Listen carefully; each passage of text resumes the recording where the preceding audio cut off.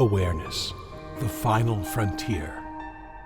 These are the explorations of Jonathan Robinson and BrianTomO'Connor.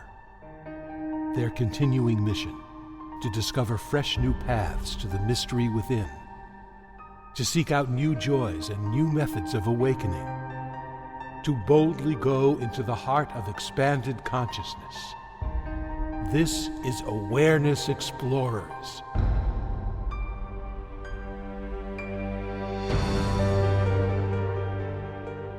Welcome back, fellow explorers, to Awareness Explorers. I'm Jonathan Robinson, your co-host, and I'm with my friend and co-host, BrianTomO'Connor. And we are honored with a teacher that I've been reading a lot about and hearing a lot about, Lesley Skylar. Hi, Lesley. We're going to do your bio first, and then I'm looking forward to asking you a lot of questions because I hear a lot of great things about you. Anyways, Lesley Skylar is a teacher of spiritual awakening and stable embodied enlightenment. She focuses on helping people move beyond glimpses or initial transitory awakening and opening to and stabilizing in higher consciousness. She had a spontaneous, radical, life-altering experience of Satori or enlightenment, which really shook her world at about age 9 or 10. And since then, she spent many years as a renunciate, living in ashrams and working deeply with direct teachings of enlightenment in both East and West. She has studied and practiced Zen Buddhism, Dogen, and the non-duality teachings of Ramana Maharshi and Nisargadatta Maharaj. She has a degree in psychology, has counseled, and initially worked in peace and human rights endeavors. And Lesley has traveled extensively and lived in many countries around the world. She has 2 grown-up children, and her website is www.lesleyskylar.com. That's LesleySkylar.com. We made it through the introduction, and welcome to Awareness Explorers, Lesley. Thank you very much. Delighted to be here with both of you and with everybody who will be watching today. I'm a little bit familiar with your teachings just because of things on the Finders community and some friends who have taken your courses. And my first question would be, what would you say makes your presentation of your teachings unique, or maybe a different emphasis than a lot of the non-dual teachings that are out there? I'm not sure I would use the word unique. The teaching is not mine. It comes through. I'm sort of given over to the work of teaching. But if I had to point to some difference or emphasis, it would be the fact that I focus on liberation. Many teachings claim to focus on liberation, but there are many different levels or degrees of openness, as you mentioned in my bio, from glimpses to really transitory sort of periods or states of openness. So what I've seen in the course of my own journey and working with lots of people around the world is that there are certain forms of engagement and practice that allow us to stabilize these glimpses and to ultimately liberate ourselves from the conditioned sense of self. So that's where my attention is very much focused on in the teaching. And it really is a process of, you could say, deconstruction. We're looking at deconstructing or deconditioning or seeing through all the limited views and beliefs and conditioning that we hold. So the emphasis I have is on deep engagement.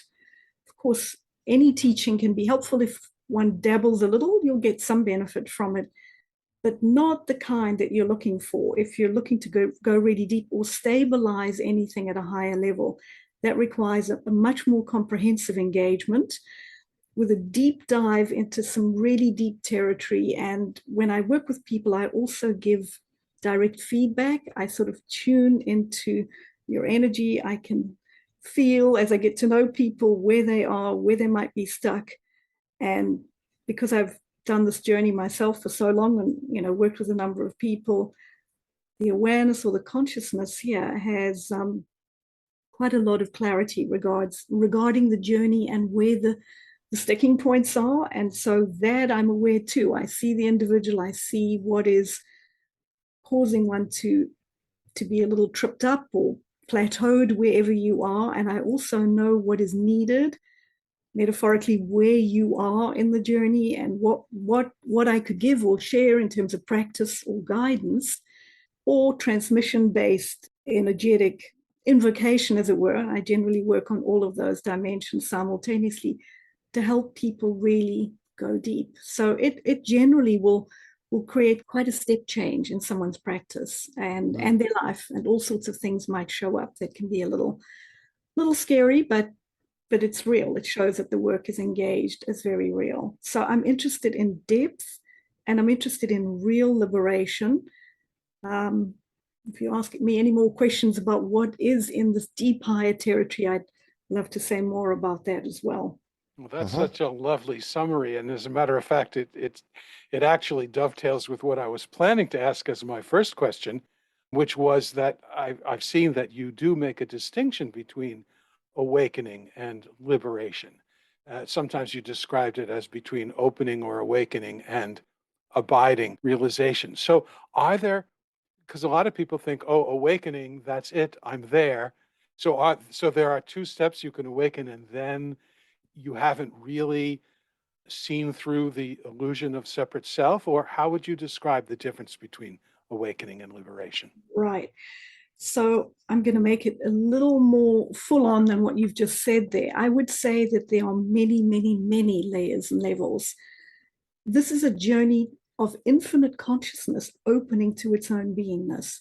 So what you're dealing with is infinity. You're dealing with almost, let's say, we could say infinite levels, but for the sake of our discussion, there are lots of levels and layers, but we can categorize them, we can group them together to make it more understandable for people. So I distinguish between awakening, and within awakening, there can be degrees. Someone might have a very shallow awakening, a little glimpse. Someone might have a really deep, full-on, much more substantive awakening. So the degree, the type, the nature of the awakening is going to put you somewhere, you could say, on a continuum of depth. If it's a tiny little glimpse, I may not even call it an awakening. It may just be the beginning of an opening. If it's really profound and it shifts one's sense of self in a semi-permanent way, or there's a significant shift in not just your imagined sense of self, but actually how you live your life, your choices, your actual perspective shifts. That is a more substantive awakening. So we've got the spectrum already opening up, and there may be different levels, many levels between an initial opening or a deeper awakening, and then that continues, lots and lots of levels, we could say, until that then is stabilized. The, say, deep awakening can then be stabilized into something that opens into the most profound thing that you could ever imagine. It's got many levels and layers and degrees of connection with the energy of the divine, the pure consciousness, the source energy itself.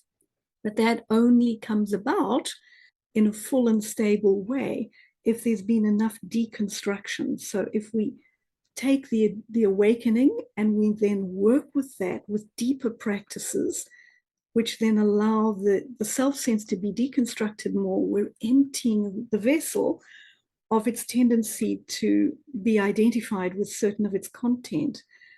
Any identification or attachment with content, thoughts, beliefs, desires, wishes, goals, dreams, the whole of the self-sense, the whole worldview that you're in, that's all content. That has to be fundamentally seen through, which then allows awakening ultimately to potentially deepen and stabilize into something that I would describe as enlightenment.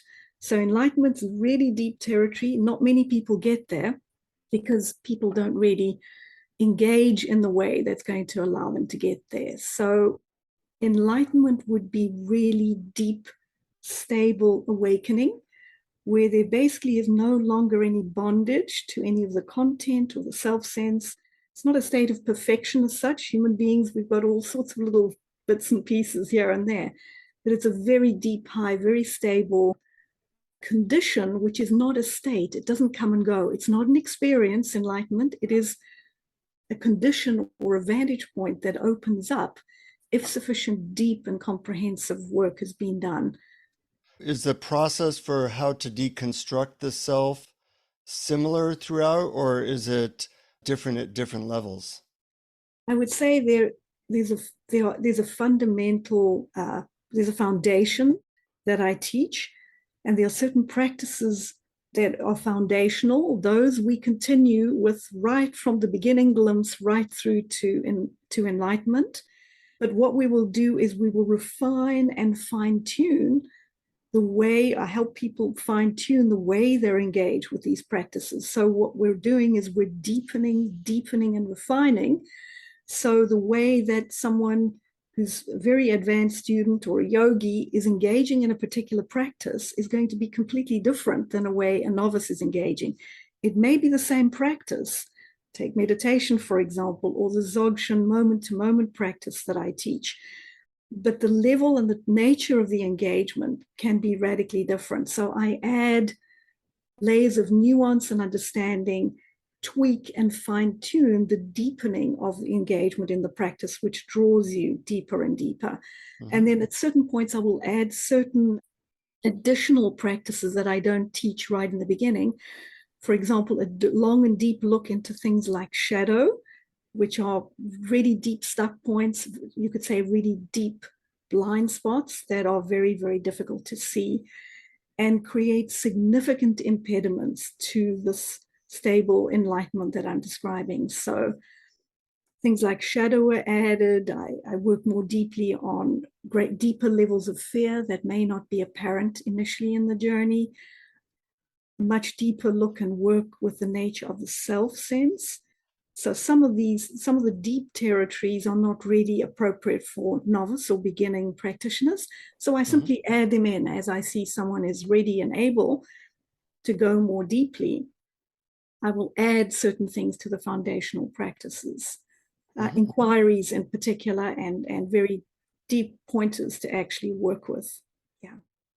And how do you tell? Is it your intuition, or are there do you have certain things that you look for to tell what people are ready for and what they're not? Right. So that it's a combination of me sort of tuning into your energy, feeling where you are, seeing your stuck points, and basically every sentence that you speak reveals to me your point of view. It tells me how you're speaking and where you're speaking from. Plus, as you add more sentences, if I'm engaging with someone, I can see what you value, what's important to you. I can see the shape of your worldview, and that also helps me situate you where you are. And of course, your own description of your life and what is happening to you and how your practices are going, together with your own intuitive sense of where you are, because that's what I do when I work with people. I'm not just throwing things at people. It's a very deep engagement, like I'm feeling your energy, I'm working with you, I'm connected with you in a very, very deep way. So I'm feeling you, and then people are sharing with me, I'm asking them questions, they're sharing what's going on, they're describing what they're doing with a particular practice I've given, and all of that, together with me, feeling more energetically, shows me where people are. So for example, if I give you a particular practice or a series of pointers to work with, and then I say to you, Brian and Jonathan, tell me, how did you do with that practice and the pointers?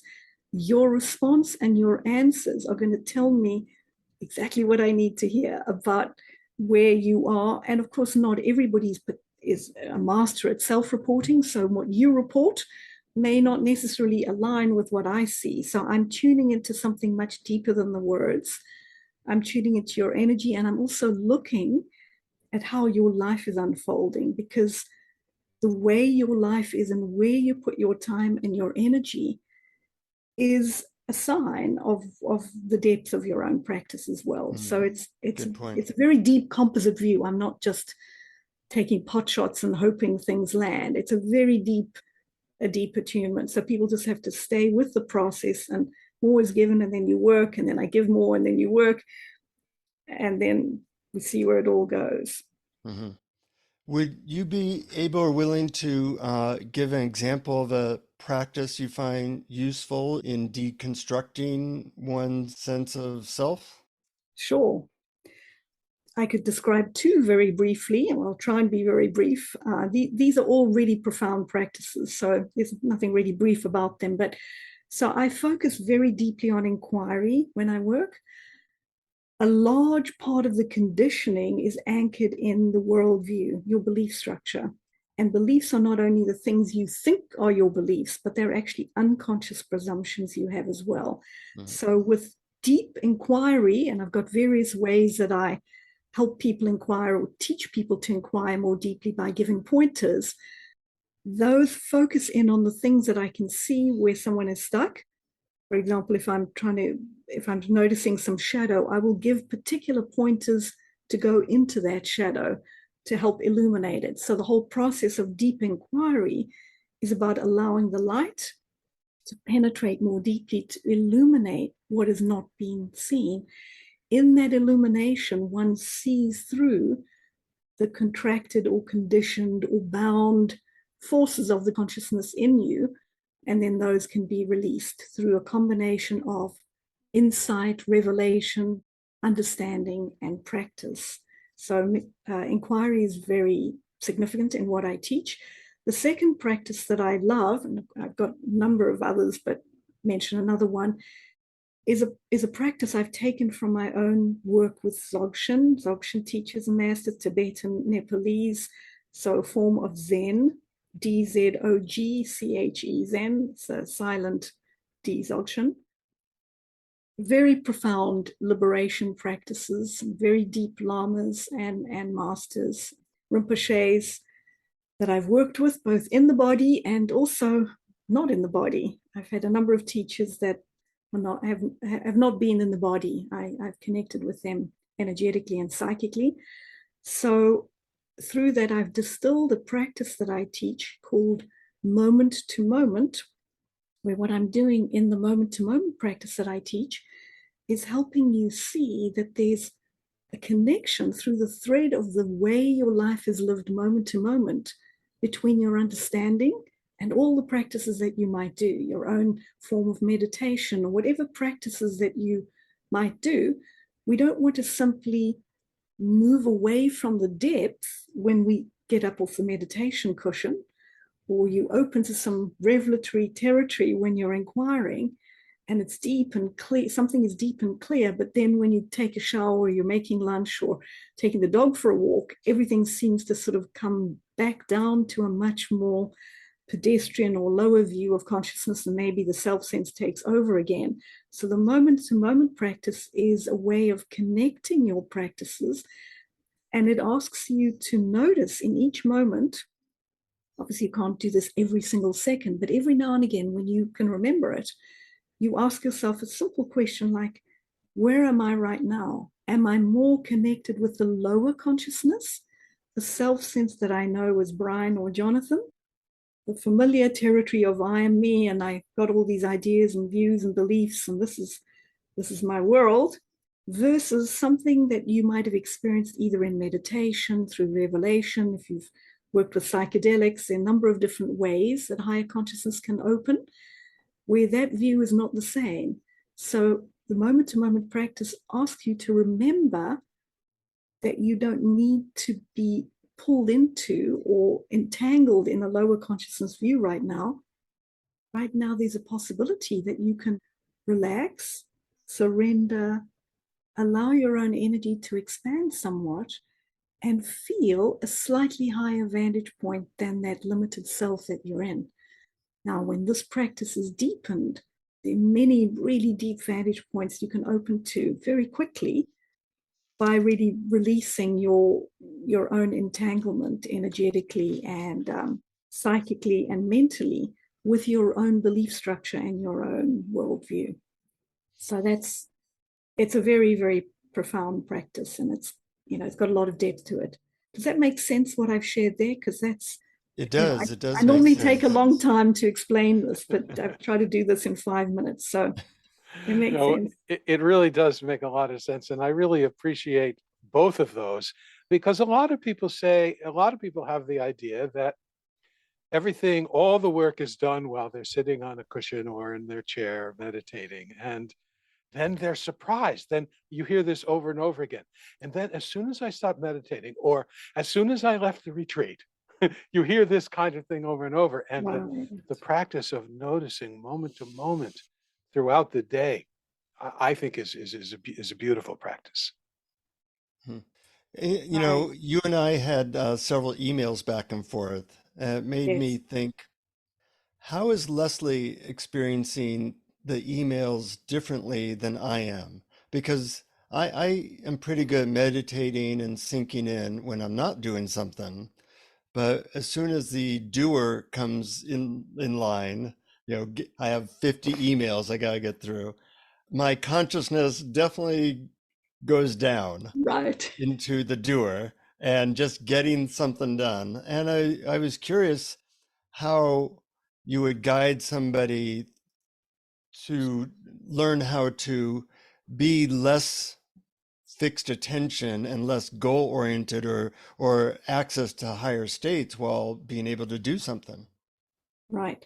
So this is where the moment to moment practice comes in and other things that I teach. So it's a process. There isn't one sort of magic bullet here. There isn't one practice that you could say, this is it. If I just do this simple 1, 2, 3, and if I do it for a week, then I'm going to be enlightened. It is absolutely nothing like that.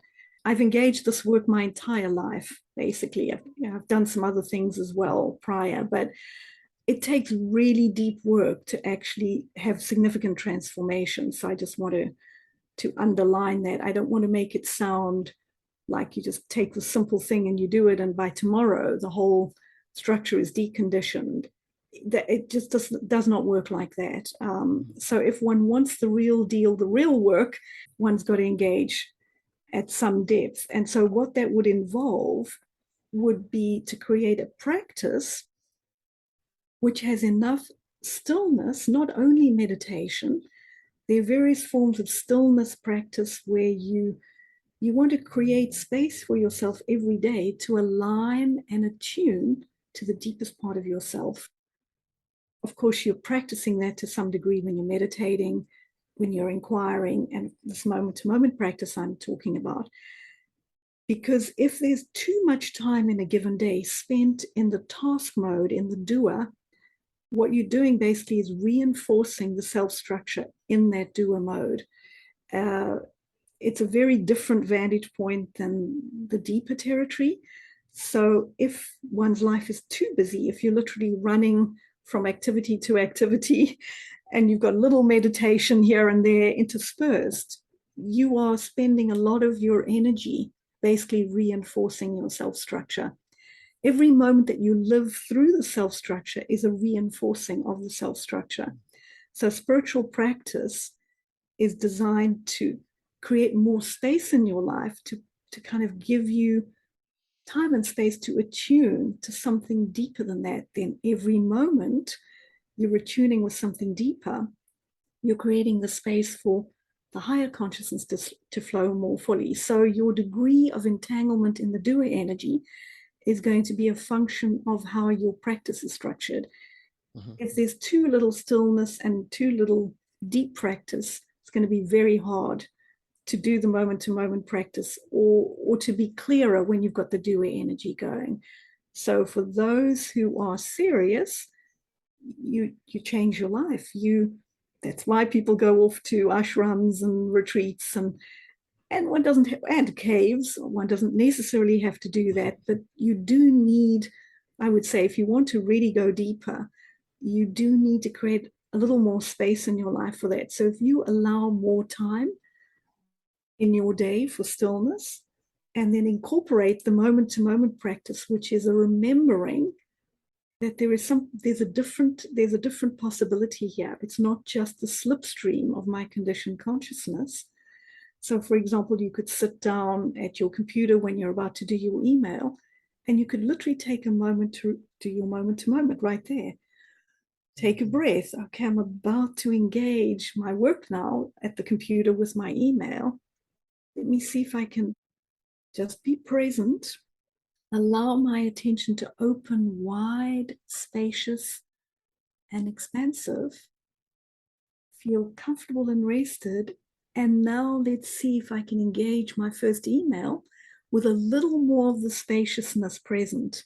So it may not feel the same as when you're doing a deep meditation. It won't in the beginning when you practice that.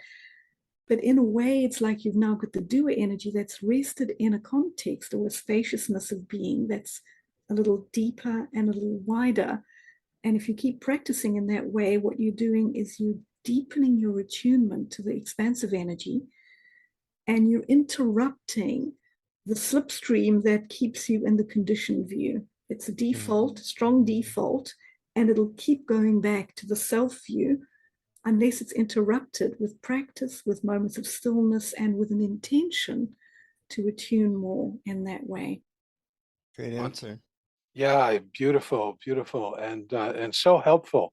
And it aligns with my experience too. There's sort of a, going back and forth between the deep, longer periods of practice and the moment to moment. The deeper practice, it's sort of like there's a perfume left over, Right, even though exactly. you're not necessarily actively doing the practice, that somehow can infuse your day-to-day practical things that you do. Exactly, exactly. And then one just leans into your practice overall to deepen that. So there are more moments of remembering or the moment to moment practice in the day, which will then gradually over time deepen that perfume. So the perfume doesn't linger just for a few seconds or a minute. You'll notice the perfume lingers more deeply, and ultimately you become the perfume. So it doesn't come and go. But obviously that one comes to that point when there's been deep, consistent practice over time, where basically what you're doing is you're training the brain and the nervous system to no longer relate to every piece of content that arises in your awareness, every thought, every feeling, and every sensation. As a default mode, you will take those to be true and real and you. Whereas in fact, that is not what is happening here at all. What is happening is that consciousness is animating these body minds. The body mind is a sort of an avatar that consciousness is animating, a human bodysuit that consciousness is wearing. These bodysuits or these avatars work in a certain way. The little vessel has a big brain, it's got a beautiful nervous system, but it doesn't have a person called Brian or Jonathan sitting inside it. It is pure consciousness that is animating the whole thing. And so that consciousness can show up in one of two fundamental ways, with the spectrum that I described earlier in between. Either in a conditioned form where you believe that you're Brian or you're Jonathan, and you're doing a little practice to try to shift that view, or when it's clearer and clearer at the level, you could say, of enlightenment. What occurs is that there's no longer the sense of being a self in a body mind.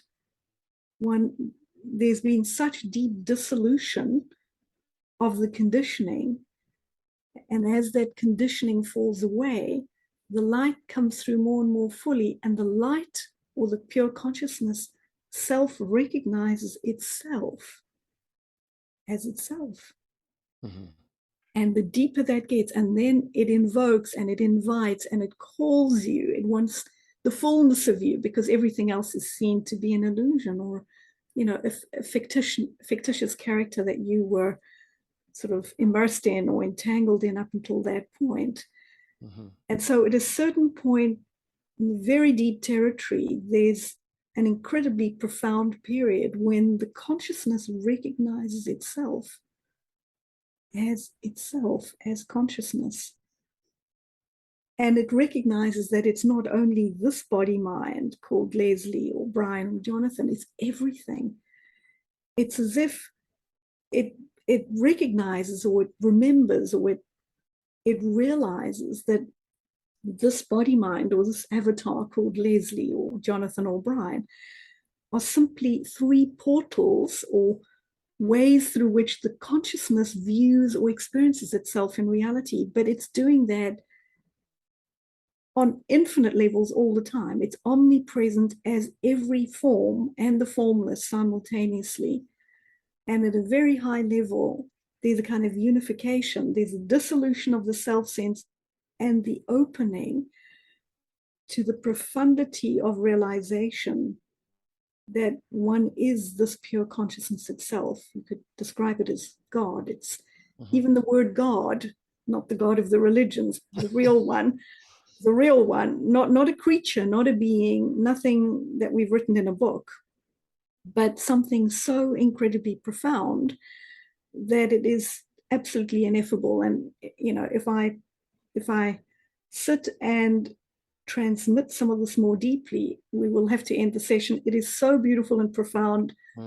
I'm normally weeping when that is happening, and so up until now, I don't tend. I'm creating a bridge. So of course that awareness is present, and that's what I'm living from right now. But if I were to completely give myself over to it and express it to you right now, it's infinite love, boundless intelligence, limitless tenderness and peace and joy, just beyond the beyond the beyond. And even those words are, so that's where it goes. And that's actually what's on the journey. It's consciousness itself.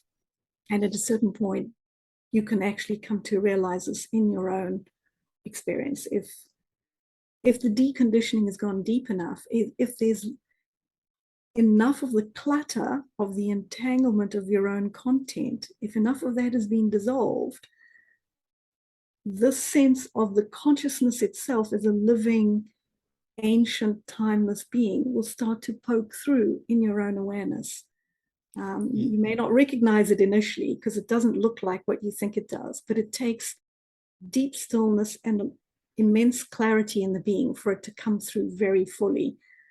But that's where it goes. And so that's what everything is. That's what each of you are, except that you're in a way living in the illusion that to some degree that you're a Brian or a Jonathan. Well, you speak very poetically, Lesley, and it's a beautiful how you create words around that. I have a question. I read a bunch of stuff on your website and other places that made me think that one of the approaches you have is to allow people to fully experience their feelings without resistance. And, I'm a psychotherapist, and I certainly understand the importance of that. And yeah, I also see for myself and other people, sometimes people get stuck in wallowing in feelings and not being able to get out of that eddy. And I'm wondering if you can comment on that, when it might be appropriate that people not just surrender to feelings, but have other ways of dealing with them that will keep them from getting stuck or in a victim role. Right. So that's a really good point that you're making there, Jonathan. And I completely agree with you that there are ways in which people can think that they're opening, but their opening is more like a wallowing, which is not what I'm teaching as openness. So when I work with people, I don't just give the practices willy-nilly, just throw them like throwing mud at the wall and hope something sticks. There's a lot of instruction and guidance, and essentially I teach a process of working with deep emotional content that's got two parts. The first part of it is an opening, and generally I will teach that in the context of other practices and other spiritual understandings. So it is not just psychological work we're doing. It's psychological work that opens into the context of a vast spiritual understanding. So there's a context in which one begins the process of opening, and there are various guidelines and practices and instructions that I give people to try to show them what I mean by openness, none of which includes a wallowing. So a wallowing is when we have some content arising, but we get stuck in it and we add narratives and stories to that and basically trap ourselves in it through self-pity and various other forms. So there are ways to see that And there are ways to inquire to allow that log jam to be broken as such. But the practice that I teach for really deep openness sort of flows through that or beyond that. What I'm trying to help people see is that if there's any kind of sticking point in their openness, if something gets stuck in a kind of wallowing, which is almost a circular going round and round and round, it's because they're engaging in resistance rather than pure openness. Mm-hmm.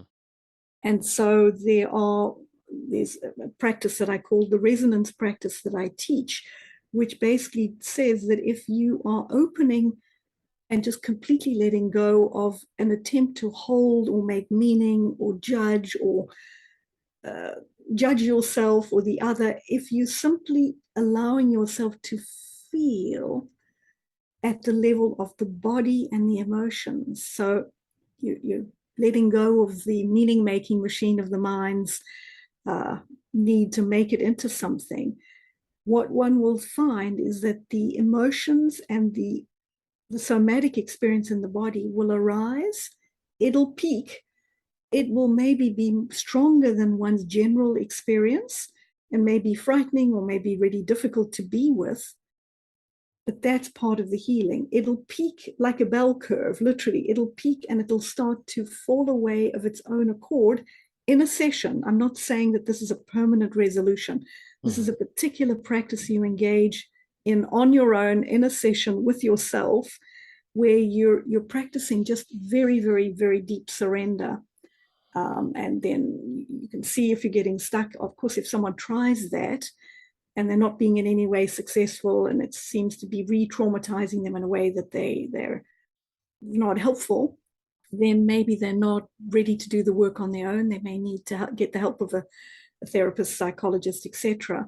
But most of the people that I've worked with, not necessarily everyone, a combination of their own spiritual depth, their emotional maturity, various guidelines, and multiple sessions with themselves doing the practice in a way that I can help give them feedback on. So they go practice, they come back, and then they report what they experienced. And then I'll help them see if they were wallowing, how did they do that, and how to do something different the next time or try something different. Mm-hmm. So it's a practice of very deep surrender, but it can be really challenging, because if you're really letting go more deeply, it is going to bring that content out more fully. But it's very, very powerful if it can be done in that way. And yeah, I don't know if that's explaining it fully enough. Does that make sense to you, Jonathan? It does, definitely. Yeah. Yeah, it makes sense to me too. And it seems like a major distinction between wallowing and what you're talking about is, in wallowing, we're still caught up in the narrative, in the story around the emotion, and whatever strategy we're having to prevent having that emotion, as opposed to seeing that it is actually a physical, chemical thing that's coursing through our body, and seeing if we can open and allow it to come and go. Exactly.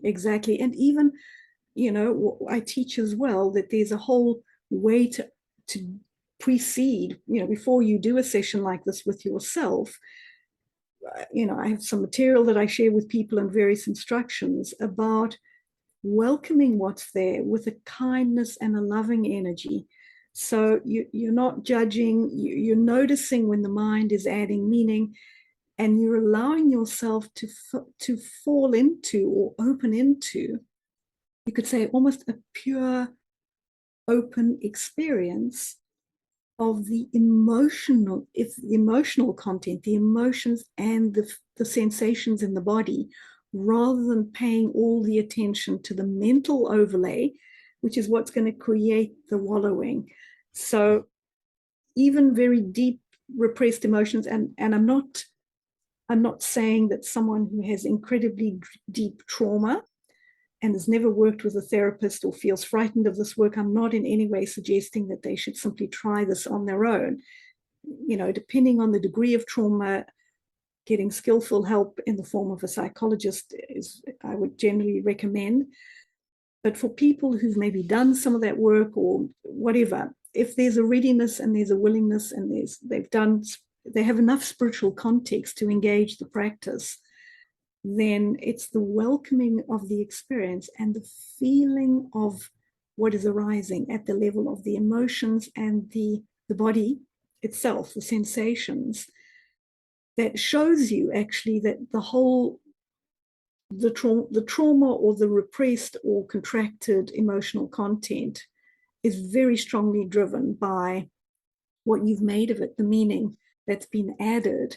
And some of that is not done consciously. If one has had a very difficult experience or some traumatic event, that is almost etched into the being on levels that go really deep, including the nervous system and the brain. It's, there are different neural pathways that have been created. So I don't want to minimize the work that a therapist might need to do to help someone if they've had, if they've got really deep content and trauma that they can't deal with. But spiritually, as I say, if there's a readiness and if there's an ability, there's a way to engage it where you welcome that content, and then you notice how much of your general experience is pure resistance. The mind is constantly trying to manipulate reality. It's trying to get from here to there, from this moment to the next moment, because something in this moment is not good enough.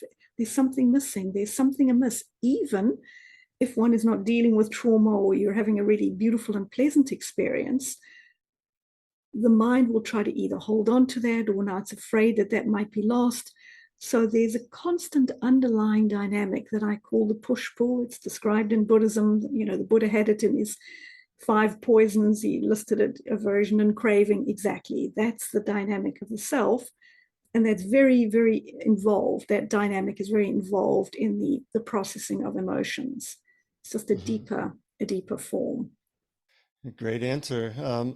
You mentioned earlier about beliefs, and we have so many beliefs that trap us in illusion of various kinds.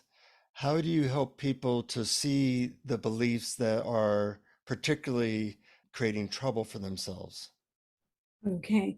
So when we're having a discussion like this, and anyone in your audience who's listening, if we're discussing something and their experience doesn't align or match with what we're discussing, or something I'm sharing, or a pointer or a teacher that they're working with, or some deep spiritual text that they're working with, if your own experience, if your own understanding, if your so-called belief structure or your worldview is not in alignment with what the teacher or teacher is pointing to, that immediately shows you there's something going on there. What is that? The teacher's pointing to something that it's a deeper view than the one that you have. What is causing or creating your low or limited view? It's generally a series of what you could describe as beliefs, assumptions, identification with parts of the self, presumptions about the nature of reality. So the moment you engage in deep work and deep inquiry, you'll start to see these things right away. The teacher says X and your experience is Y. The gap between X and Y is fundamentally your belief structure, which has got to do with how you've been conditioned. Your belief structure is not something that you've created consciously. It's very, very complex, and it comes from all the different experiences you've had in the course of your life. So that's one way of seeing it. There are all sorts of other ways of pointing. For example, there's certain categories that I'm aware of that create the very big sticking points, and I've mentioned a number of them already in our discussion. Things like fear, things like inexperience, all sorts of conditioning that you might have learnt about, or you might have had happen to you through your family upbringing, your education. Shadow, blind spots, your own defensiveness, what you think the self is, what you think the nature of reality is. Any of those categories, if you go into any of that territory more deeply, take a few deep pointers and inquire, it'll start to reveal to you that you're not just relating to reality it's as if it's a blank slate or some kind of empty thing. Or no, there's a whole lot of filters that you are using, not consciously. They arise automatically, that constitute your worldview. Those we need to we need to see those. And so a combination of inquiry, working with a spiritual teacher, comparing deep teaching or the spiritual teacher's experience with your own, what accounts for that gap is going to be your belief structure fundamentally. And then there are ways of course, that's big territory. You know, which beliefs in particular then? You might then look at key habit patterns in your life or key patterns of conditioned behaviors, speech and action in your life. When I teach, I often refer to that as looking for where your dragons are. Of course, there's lots of areas of your own belief structure and conditioning, but if you look for the biggest ones, what's coming up in your life right now? Are there certain deep patterns of engagement in life that show up?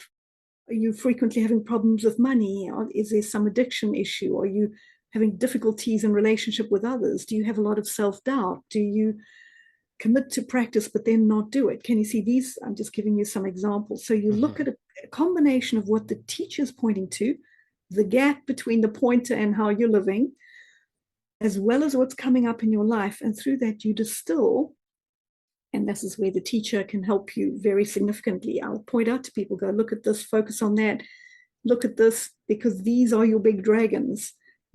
If you then go into those areas, you will be able to see through a combination of understanding what the higher or right view or clearer view is, which is what spiritual teachers teach. When I'm teaching people, when I'm speaking, what am I doing right now? I'm challenging your belief structure right now as I'm speaking. Anything that you disagree with, okay, that'll be interesting. Or something I might say that you feel, oh, I've never thought about that in that way before. I've never experienced that.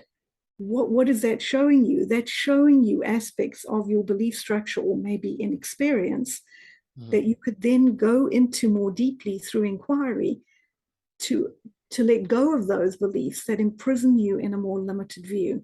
That makes total sense. Yeah. Something I'm curious about that you mentioned a couple times earlier, that one of your teaching methods that you use is transmission. And I'm very curious as to how that works, because everything that you've described so far has been sort of instructional practices that I can do, but this seems different. Right. So the transmission is not something that is controlled by the individual teacher. The teacher is a vessel. So this vessel is given over to higher consciousness to teach. So that transmission comes through the clarity. You know, if I had a lot of egoic content in the way, it would limit the degree of the way in which that consciousness can flow through the vessel. So there is no personal I that is controlling it. It's not a magic wand. It's in fact not magic. It's really pure higher consciousness that is working in a very, very profound way. So for example, the fact that we're having this engagement together, guess what created that? You might think, well, Jonathan and Brian invited Lesley, and so you created it. I'm going to tell you, you did not. It's consciousness playing in these different forms, and it's invoking and pulling into its view, its life, through these different avatars and these different beings, what it needs and what it wants to further explore or open or experience itself at higher and higher levels. So it's not just something that comes through this physical vessel of a Lesley. It's working in the whole field. And of course, the closer one is to that teacher, it can be quite it's quite a hot energy, that I will say. It's going to shake things up in your life. And so am I sitting here as Lesley trying to say, well, Jonathan and Brian, I need to shake something up, or something else I'm working with? It's not under the conscious control of a being called Lesley. In fact, that doesn't exist in the way you think it does. It's using this vessel to communicate and to work with people. That's what it's doing right now. And it's doing that on a multidimensional level.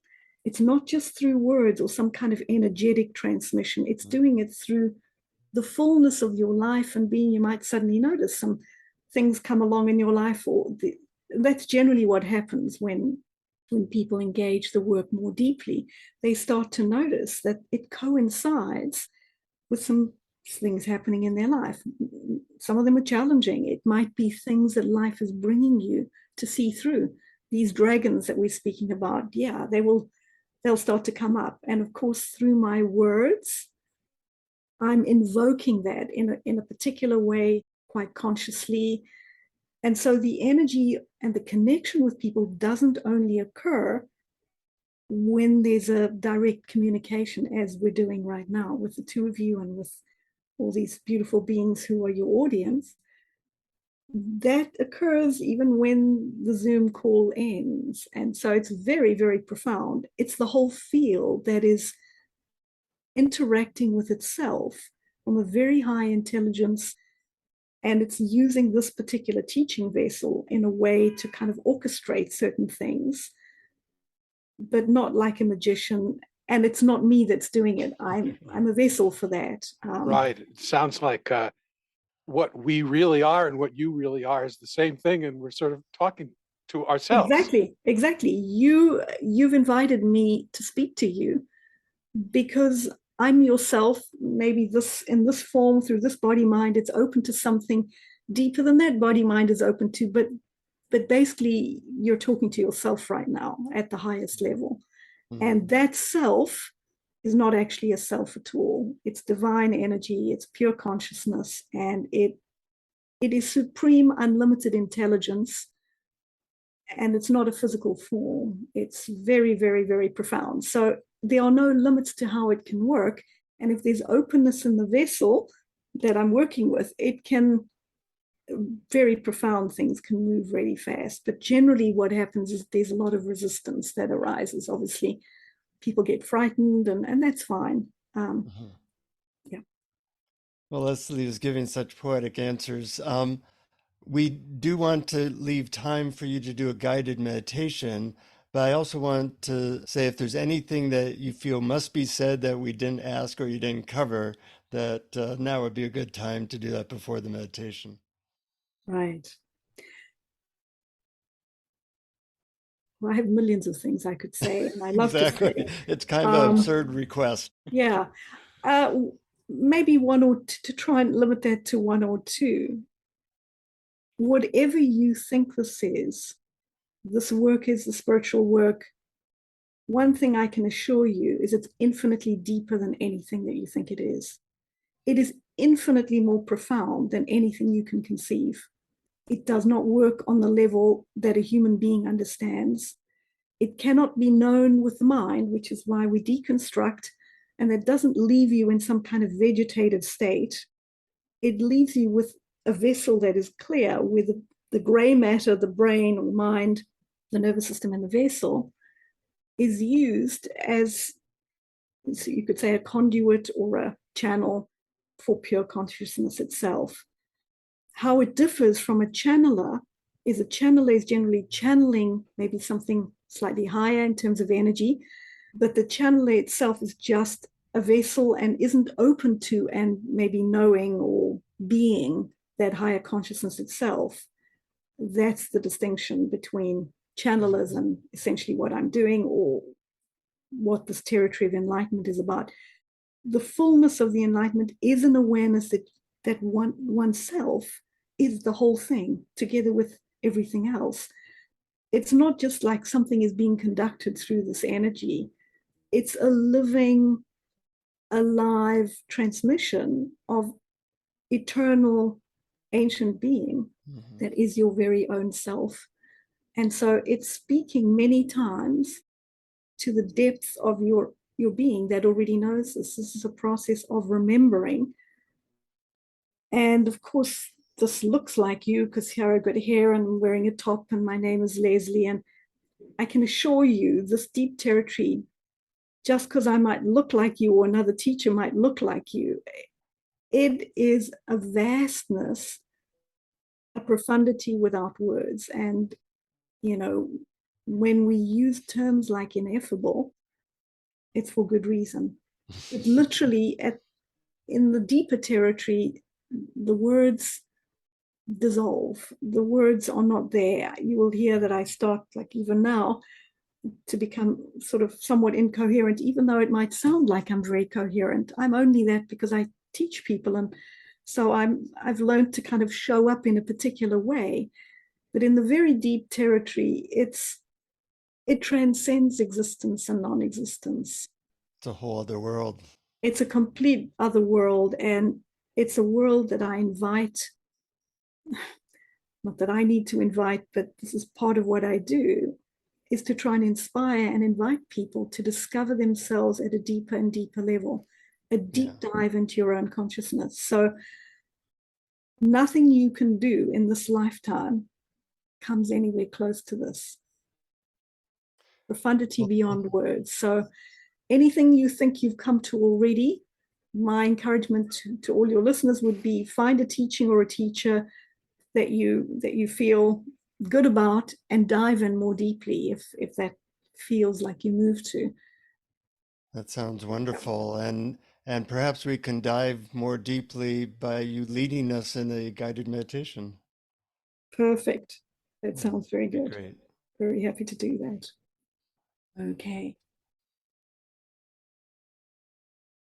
So I invite everyone, Jonathan and Brian, and everyone listening, in whatever time frame you listen, we're all together, we're here right now together. Close your eyes, take a few deep breaths, and allow yourself to be present right here, just relaxed. We're not trying to do something weird or special, just very deeply relaxed. There's nothing that you have to do for the next 10, 15 minutes as we do this guided meditation. You can come back to any of the doing that you need to do later. But for right now,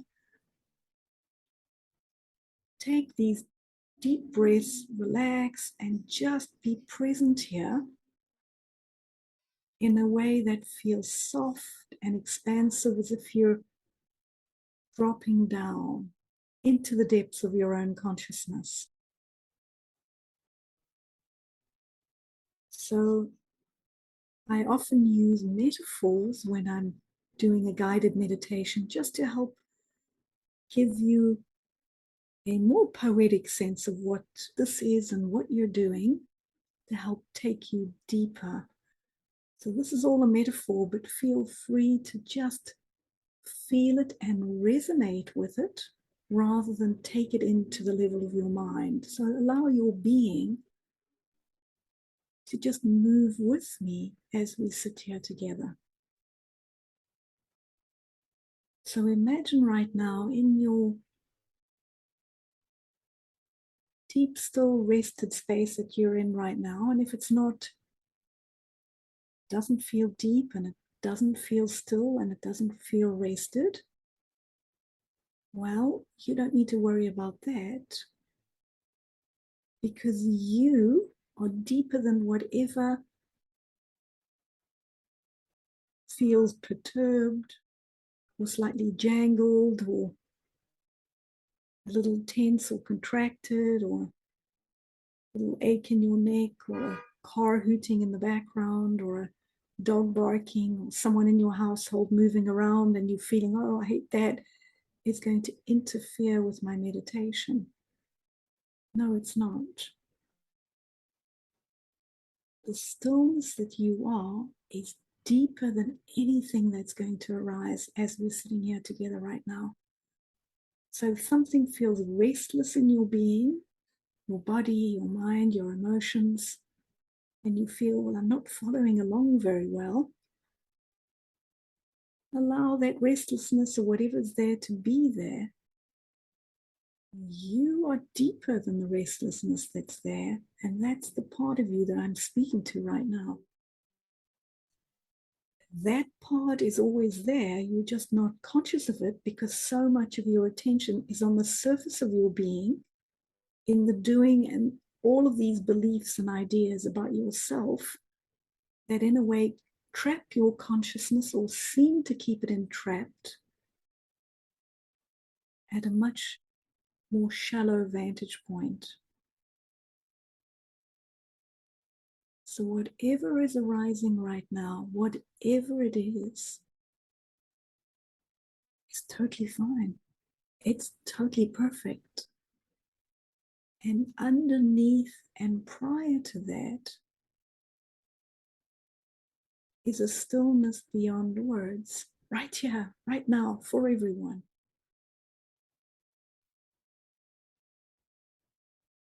So how you access that stillness is by letting go more deeply. So as we're sitting here together now, there may be a sense that you allow yourself to almost free fall into a depth that is deeper, deeper into the stillness.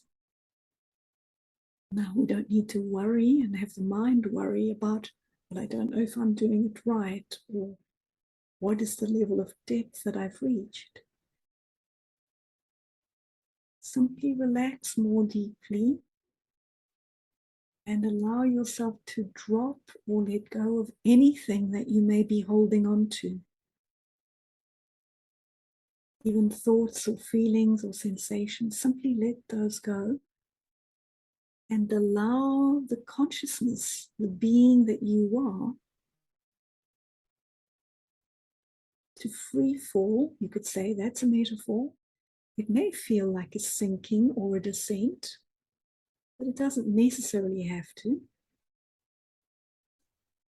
So the metaphor we could use here is, imagine you're like a vast, still, deep, energetic ocean of consciousness.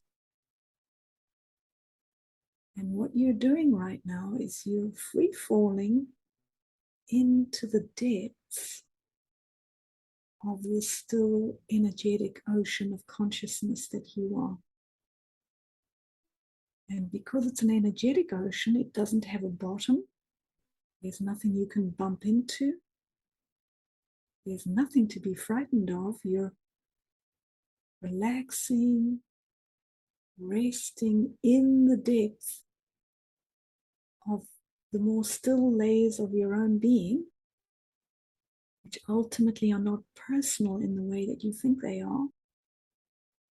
You're touching into an energetic ocean of consciousness that is one field. The consciousness that you think you are is not limited or stuck in a body-mind. It's vast and expansive.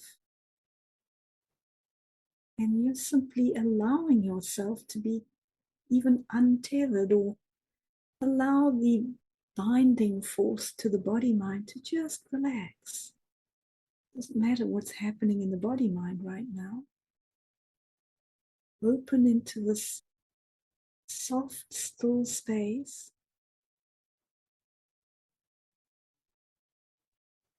That is deeper than any thought or meaning or commentary the mind might make, or emotion or physical sensation in the body.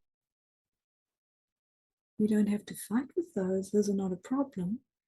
But those we could simply say are like aspects at the surface of being. I sometimes say those are like leaves or debris on the top. They're floating on the top of this deep energetic ocean that you are. So if a thought is arising, or you notice your mind commenting on something, or you noticing a feeling in the body, all of those aspects of thought and feeling and sensation are simply aspects floating at the top of this energetic ocean. You don't have to rush to the surface every time a piece of content comes up, a thought, a feeling, a sensation. You can rest even right now.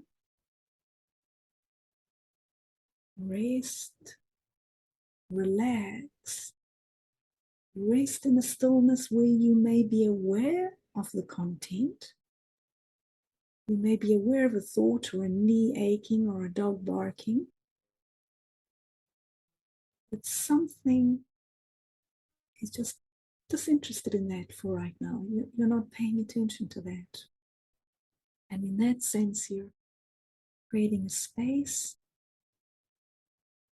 to attune to something deeper in you that is not constantly grabbing at the content and not making it a problem either.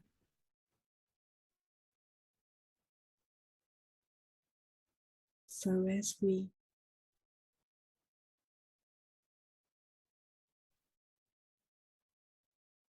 rest here together,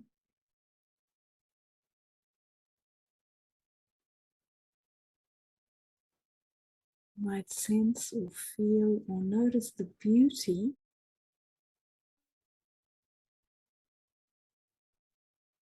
stillness. There is no problem here whatsoever.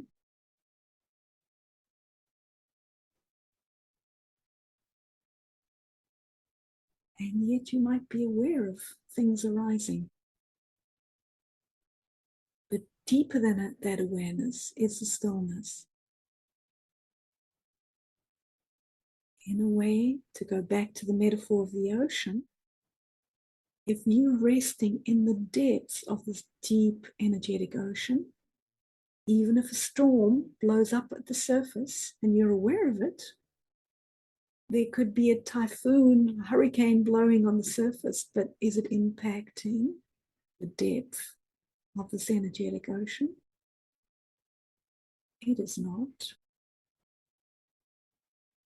It doesn't mean that everything will disappear from your view and there's zero content, zero thought, zero sensation, and zero feeling.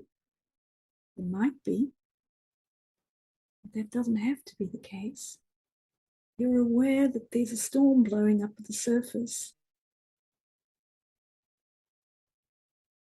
but you are resting in the sanctuary and the spaciousness of this depth,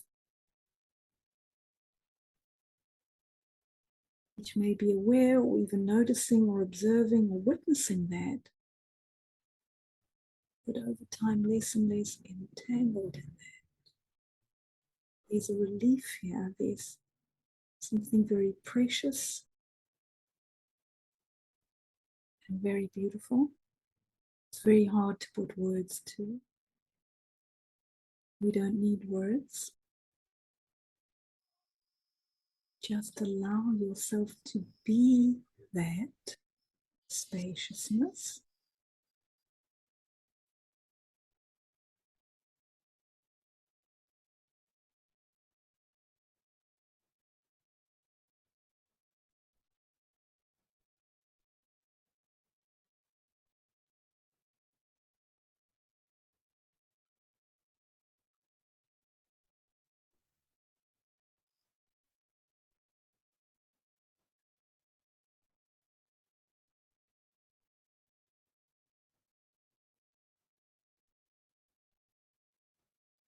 Resting more in the spaciousness in your meditation can be also translated into your moment-to-moment practice, where you feel or sense even one tiny degree of separation from the entanglement is already a step forward. It's a little more attunement to this higher consciousness. And this still expansiveness has immense layers of depth. And in its deepest layers, one can feel the very source of the entire universe, which is yourself. All that, whatever words you want to, doesn't have a name, but it's not dull, void, frightening territory. It's profound, a profound being, you could say, of infinite intelligence, love and tenderness. That's your very own being.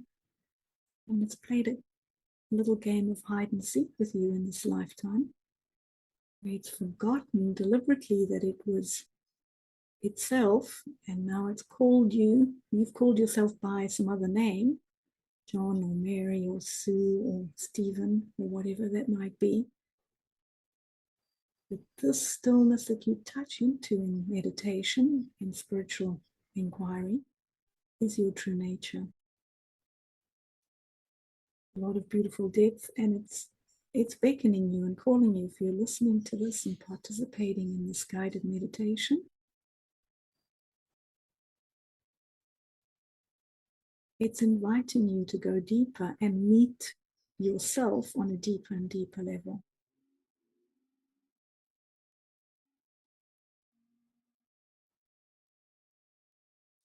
Touching into the stillness, the spaciousness is the beginning of that journey.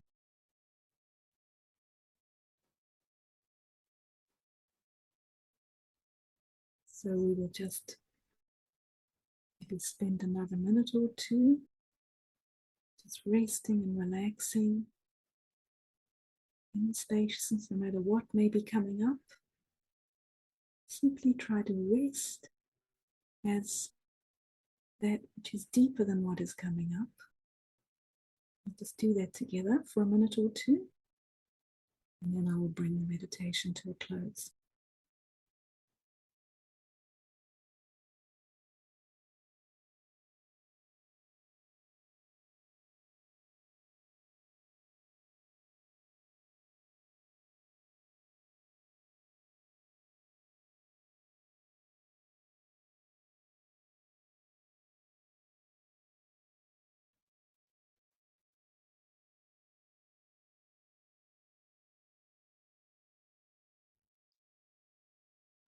Well, thank you, Lesley. That was beautiful.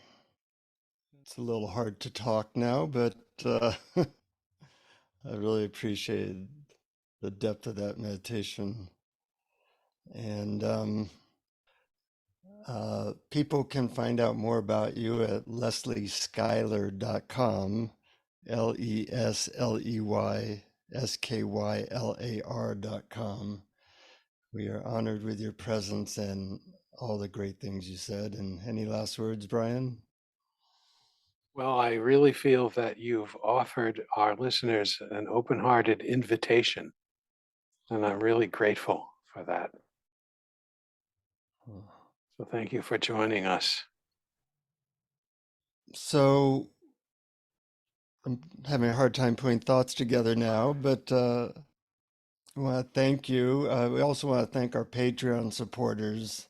And if you're interested in supporting the podcast, go to patreon.com/awareness explorers and tell you how we can give you extra stuff and amazing interviews like the one we just had with Lesley. And any last words, Brian? Because I'm not very verbal now. I know exactly how you feel. This does sometimes happen after these beautiful and deep meditations that somehow words seem inadequate. But thank you is always the best. And as always, keep exploring. Much love and Keep exploring. Thank you for listening to Awareness Explorers.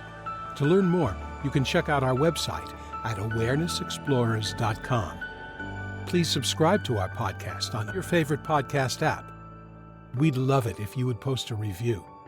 And please share our link on Facebook and with family and friends, because knowing yourself as awareness is the greatest gift you can give yourself or someone you love.